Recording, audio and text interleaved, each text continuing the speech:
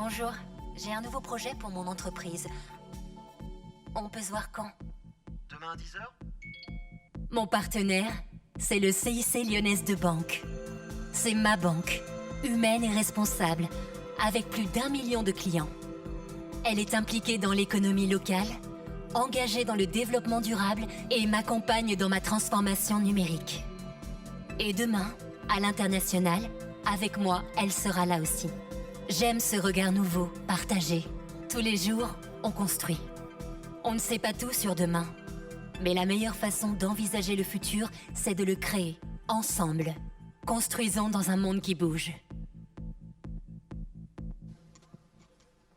Bonsoir. Bonsoir Serge. Merci d'être là. Merci d'être partenaire depuis le début, depuis la première édition de ces Victoires de l'innovation, parce que vous êtes une banque qui soutient l'entrepreneuriat et forcément les gens qui innovent, quoi. C'est un peu comme ce qu'on a dit tout à l'heure. Nous, la banque, c'est une histoire d'innovation depuis 160, 170 ans. On a passé notre temps à innover. Donc effectivement, on est passé du boulier à l'intelligence artificielle. Donc on a traversé des crises, il fallait s'adapter, il fallait se remettre en question. Donc l'innovation, c'est structurel chez nous. Donc on peut qu'apprécier toutes ces startups qui ont des schémas de pensée qui nous m'intéressent parce qu'ils revisitent en permanence. Donc l'innovation, pour nous, c'est une passion et c'est une nécessité. Et concrètement, chez vous, vous le patron, vous dites il faut accompagner ces gens-là, il faut accompagner les gens qui innovent. Là, on a vu le monsieur de Chronospédia, François-Simon Festier, il y a quelques instants. Ça vous parle, ce genre d'histoire? De toute façon, nos gros clients, les tradis, si j'ai bien le vocabulaire de l'écosystème qui est présent ce soir, ils ont tous innové à un moment ou à un autre. Donc si on n'est pas en train de défendre ce mouvement de fond, parce qu'on parle de l'innovation aujourd'hui comme une particularité, demain l'innovation, ça sera... je ne sais même pas pourquoi on en parlera. L'économie est innovation et sera innovation. Donc forcément, on est obligé de s'intéresser pour ce qui se passe, ces réflexions, ces disruptions. Donc nous, on est passionnés par ça. Et les startups, évidemment, parce que c'est la startup innovante qu'on va remettre dans un instant. Et alors, les startups, on a été créés par des chefs d'entreprise. L'entreprise, c'est notre famille. Alors à la famille, on est toujours content quand elle s'agrandit. Et alors, si on peut l'accompagner, c'est avec plaisir. Bon, en tout cas, vous allez faire un ou une heureuse tout de suite. On vous donne l'enveloppe.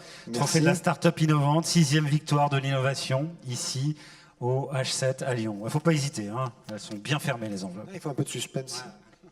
J'ai regardé tout ce qui était victoire, donc il faut y aller doucement. Alors, and the winner is AgriBuilders. AgriBuilders, on accueille Antoine Boudon.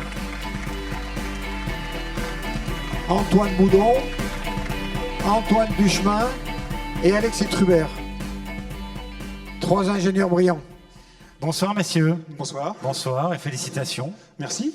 Alors, on a quelques photos, hein, on vous voit et ça permet de comprendre un petit peu ce que vous faites. AgriBuilder, c'est des solutions de traitement innovantes et donc bonnes pour l'environnement, pour l'agriculture par drone.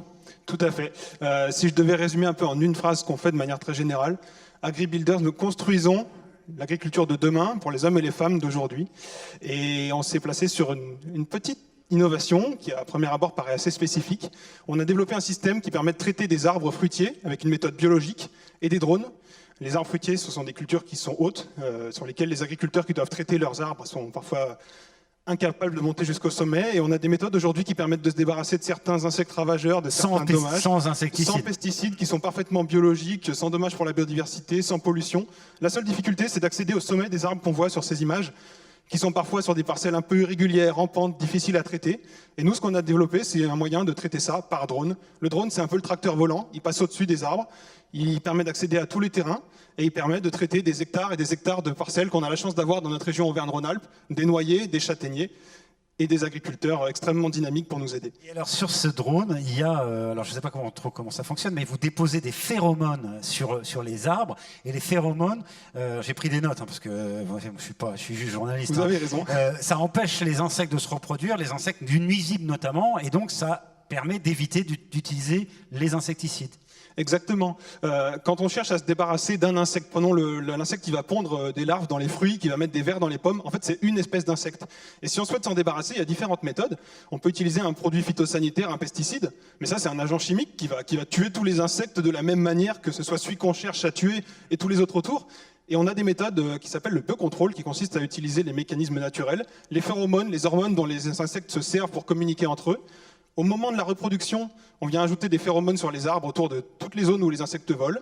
Ces hormones vont se mélanger à celles des insectes qui sont naturellement présentes, les empêcher de s'identifier, de se rencontrer, de se reconnaître mutuellement, à terme de se reproduire, et donc pas de dégâts sur les parcelles. Par contre, totalement indépendant de toute la biodiversité autour, aucun dégât sur l'environnement. Voilà, start-up innovante, AgriBuilder, les seuls à faire ça pour l'instant. Bravo messieurs, oui. Félicitations. On vous laisse recevoir votre trophée.